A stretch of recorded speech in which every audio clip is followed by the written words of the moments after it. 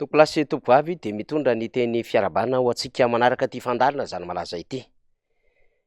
Tao anatin'ny 4 ora ny fivoaran'ny vaovao dia nandray fanapahan-kevitra ny teo anivon'ny fitantanana ny Université Antananarivo tamin'ny alalan'ny filohan'izany Université Antananarivo izany ny laharana fa 20 izay noraisina tamin'ny omaly ny amin'ny fampiakarana ireo mpianatra zay no heverina fa nanao fihetsiketsehana tsy nahazona lalana ary nambara ihany koa fa nitarika nikorotana sy anisany nitrangana izay fanaovana tsinontsinona ny filohan'ny repoblika izay tamin'ny fandefasana reo hetsika teny votovorona tsarotsika tsara tamin'ny fahafitony volana martsa izany ary nisy hirahira nataon'izy ireo tao anatin'izay hirahira izay ny voalaza fa nisy teny mamoa fady.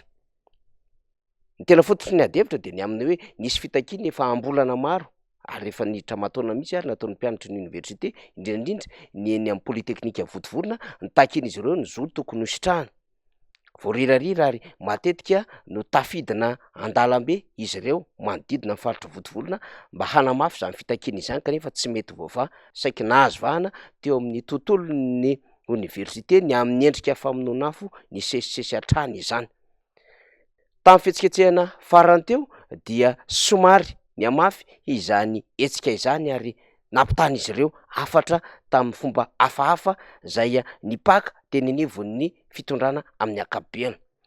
Heverina ho tsy nahazaka an'izay hafatra nampitain'ny mpianatra izay na heverina ihany koa fa vokatry ny fifandomana teo anivon'ny mpitandro filaminana sy ireo mpianatra dia nandray fanapahan-kevitra arak'izany zay mety ho foara-pefy ho an'ny fantikana teo anivon'ny Université Antananarivo azy ny mpitantana ka naka ny fanapahan-kevitra izay ampiakatra pifihezana na conseil de discipline ho an'ireto mpianatra efatra voalaza tao anatin'ny taratasy ireo. Taorian'izay de nisy ny fampitan-kafatra amin'ny alalan'ny circulaire zay nalefa anivon'ny fitantanana ny université ihany na henonivon'ny mpitantana ny ESPA eny votovorona amin'ny anakatonana izany sekoly ambaratonga ambony eny votovorona izany nanomboka tamin'ny omaly mandritra ny fotoana tsy voafetra ary hanisorana ireo mpianatra ao anatin'ny faritry ny sekoly. Fa tsy niandry ela reo mpianatra name valokafatra rehefa ny samboaravoara ny vaovao samihafa teny anivon'ny fampahalalam-baovao sy teny amin'ny tambajotra sosialy ny amin'ny hoe tsy ekena ary lavin'ny fikambanana ireo mpianatra ato anatin'ny Université Antananarivo arak'izao fanambarana hitantsika izao ny fanakatonana ny polytechnika eny votovorona. Nambaran'izy ireo ny zo tokony hositrahany ao anatin'izany vatsim-pianarana izany zay efa nanaovana fitarainana ela. Nambaran'izy ireo ihany koa ny tsy fahaizana mandray andraikitra ho an'ny tompon'andraikitra zay miadidy ny tontolon'ny université ary hitarika tsy fananan'asa ho an'ireo mpianatra hivoaka raha ohatra ka goragora sy tsy mahafe ny tena tontolon'ny université ny mpitantana amin'izany anjerimanontolo izany. Na ny fanjakana foibe de tratran'izany fampitan-kafatra avy any anivon'ny mpianatra izany satria raha ny zava-misy miresaka izy ireo ny fampanantenana sy ireo andraikitra mifanandrify amin'ny gouvernemanta kanefa de mbola tsy voava amin'ny tokony hisy izany fitaraina ny mpianatra izany. Arak'izany ara de tsy ekeny izy ireo ny fanakatonana ny polytechnika votovorona araka ny fanapahan-kevitra nyresantsika teo taratasy navoaka ny teo anivon'ny Université Antananarivo.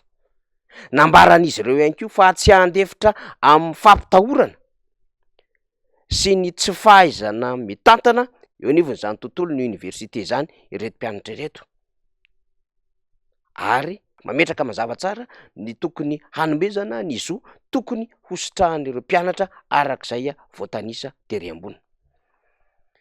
Raha miresaka ny polytechnika votovorona isika de ao anatin'izany resaka disjoncteur, ao anatin'izany ny trano may sy ny trano tokony hitoeran'ny mpianatra, ao anatin'izany ihany koa ny fahazon'izy ireo amin'izay fianarana araky ny tokony izy izay sy ny resaka vatsim-pianarana ary ny kojakoja samihafa.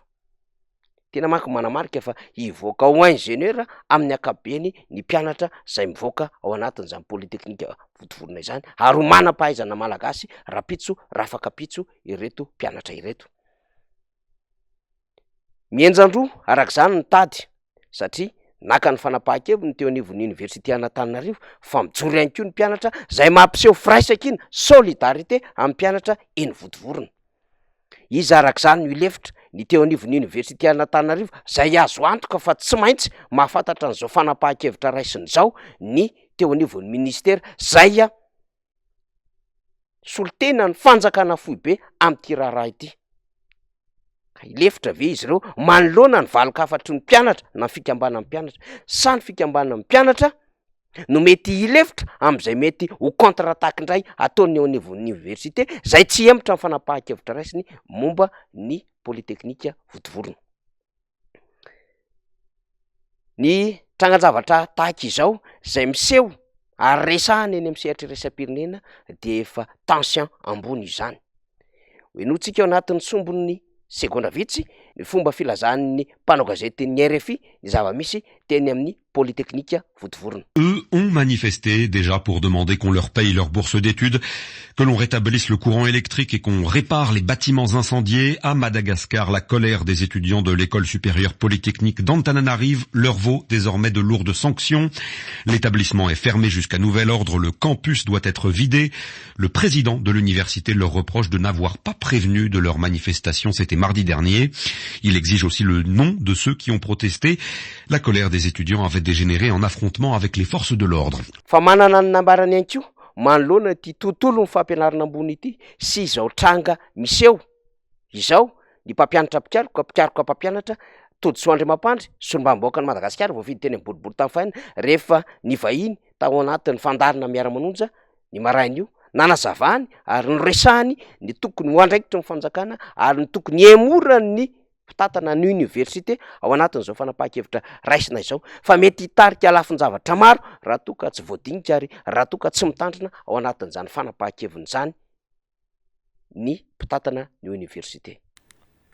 Fa maninona moa raha nasiana ny fifampiresahana amin'ny mpitarika ny université sy ny fanjakana ny ministera sy ny mpianatra de mifampiresaka aloha hoe inona le olana eo ambony karatabatra tsy maintsy ianao inge ianao le mpitatana ny université no tokony manatona sy ny fanjakana amin'ny mpianatra hoe inona le olana de mijery ny vahaolana de manazava ny mpianatra hoe zao avy no de marsa atao zao ny procédure atao am'izao no azo ny boursa sy ny équipement-nareo sy fanatsarana ny fotodrafitr'asa zay misy amin'ny toerana zay tokony itoeranareo.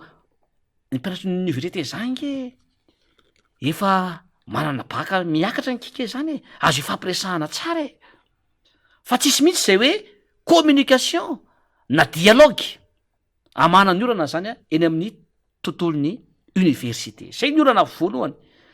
Ny orana fototra zany tsy hijerevana akory le mpianatra fa rehefa manao manifestation ny mpianatra rehefa hoe tezitra le mpianatra ka mirotsaka eo amin'ny enceinte-ny izy de zay vao mikorapaka daholy ny mpitatana ny université sy ny mpitondra fanjakana misy amin'ny akapobeany ary tsarovy fa zoan'ireo olona le teneny koa reka le andehan'olon'ireo no mirotsaka andalana sy mitondra ny pancarte maneho ny fahatezerana ny tsy fafaliana zoan'zany ary izay nanaovana ny faniry le hoe autonomie ny université amin'ny madepute indrindra koa amin'ny mampampianatra ana zahay manabe ireo tanoratsika de hoy za hoe sombatafa ohatra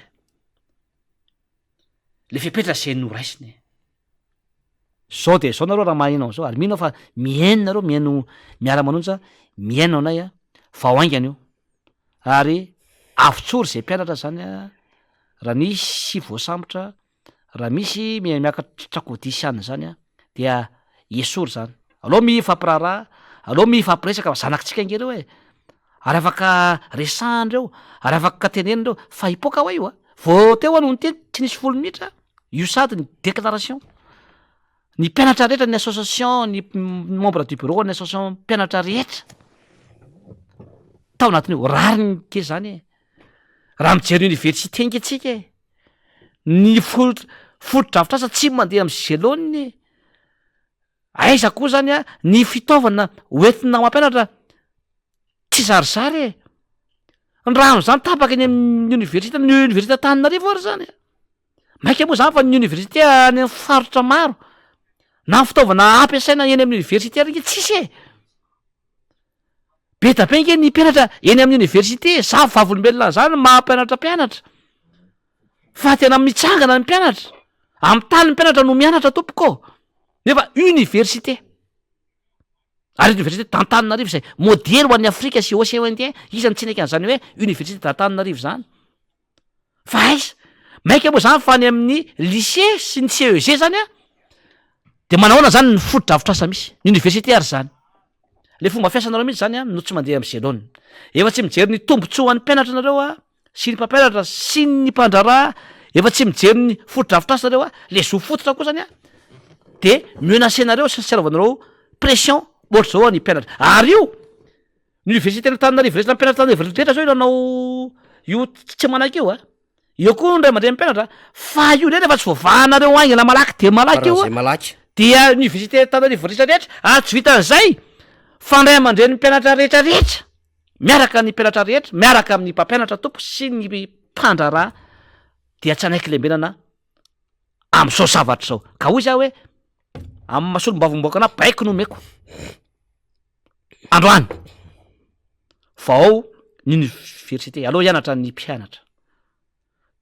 Mifampiresa tsara. Zanakitsika ireo, zandritsika ireo. Afaka atoro sy ahitsy ireo raha misy tsy mety ataony. Ary zao mionzoany. Zay mihitsy. Vao aingana. Ny borsany, ny équipement-any, ny fitaovana. Zay tokony ananan'ny mpianatra. Reny rehetra ireny dia azo hosokajian'ny lalan'ny ady-hevitra zay mafana amin'izao fotoana izao. Ary tsy isalasalana ny hilazana ny amin'ny hoe tsy misy andro miratra mihitsy eto amin'ity Madagasikara ity fa tsy maintsy ahitana endrika korotana skandale, zavatra tsy mahafinaritra hatrany hatrany. Teny amin'ny tambazotra sosialy aza moa dia misy nanaingo amin'ny alalan'ny zo fototry ny olona haneho hevitra ilay fietsehan'ny mpianatra teny amin'ny polyteknika Votovorona, ka ny feoan'ny mpanao gazety zay minisitra amin'izao fotoana izao ao anatin'ny gouvernemanta Tsay Christian no nohaingona tao anatin'ny fihetsiketsehan'ny mpianatra teny Votovorona. Arahantsika sekondra vitsy izany. Fitakiana io ary droit ny citoyen rehetrarehetra midina an-dalambe, droit le plus absolu mihitsy zany droit de manifester zany, droit et liberté de manifester. Tena zo zany ary asa tolomoana ao fa ny fianakaviana iraisam-pirenena zay tena tsy mankasitraka ny coup d'état, kanefa tena miteny mihitsy aisan'ny droit ny olona himanifester. Hoaiza ary inona no hitranga eto amin'ity Madagasikara ity, satria tsy misy zay sehatra tsy mikaikaika, tsy misy ambaratonga ndrafitra samihafa zay tsy voaviravira, ary tsy misy izay manam-pahefana sy tompon'andraikitra samihafa mifandrinja, miady ary mikorotana ny fiarahamonina malagasy.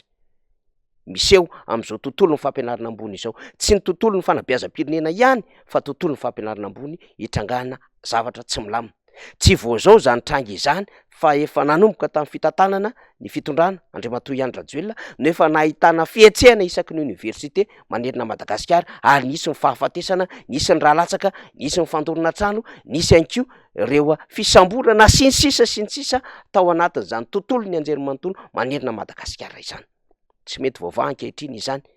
Ary nisy fanesorana filohana université mihitsy aza, saingy ny zavatra mahagaga sy mahavariana, betsaka ny zavatra mipoaka teo amin'ny tontolo ny ambaratonga ambony ity fa voatazona hatrany tamin'izany andraikin'izany, tamina fanovana mpikambana ao anatin'ny gouvernemanta maromaro ny ministra ny fampianarana ambony sy ny fikarohana ara-tsiansa. Raha mijery zao zava-misy izao tsika dia azo heverina fa tsy fifehezana ilay tontolo ny fampianarana ambony sy ny fikarohana ara-tsiansa izao na tiana na tsy tiana. Ary misy ministra tompon'andraikitra ihany koa, satria ity resaka digitalisation ity zay amin'ny ministry ny poste sy ny fifandraisan-davitra no mikarakara azy, ary misy fifandraisana amin'ny departementan'ny fampianarana ambony sy ny fikarohana ara-tsiansa, dia azo heverina fa tokony hametram-pialanana miala amin'izany andraikin'izany satria mitarika lafin-javatra maro izany, ary tonga amin'ireny hirahira zay voasokajy, misy teny zay mandratra sofina ireny.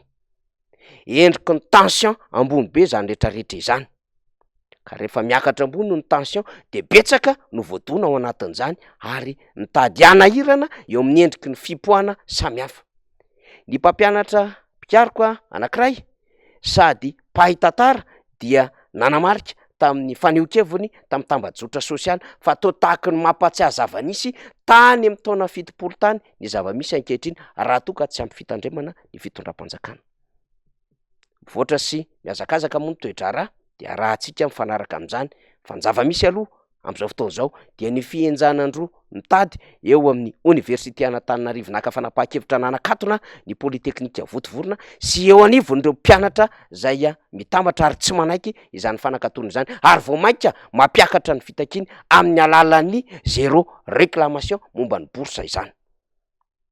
Mila mampiseho fihetsika ray aman-dreny ny mpitondra fanjakana ary mamoaka ny zavatra takian'ireo mpianatra ireo satria mitady ho takona ao anatin'ilay hirahira mankony ny fitakiany ireo mpianatra zay hitovizany ny mpianatry ny université manerana ny Madagasikara. De mbola mamaritra olana vaovao indray zao zava-misy zao an'ny mpitondra fanjakana ary miteraka na tiana na tsy tiana ho isika fikorotanana ara-piarahamonina sy ara-pampianarana ho an'ny eto Madagasikara.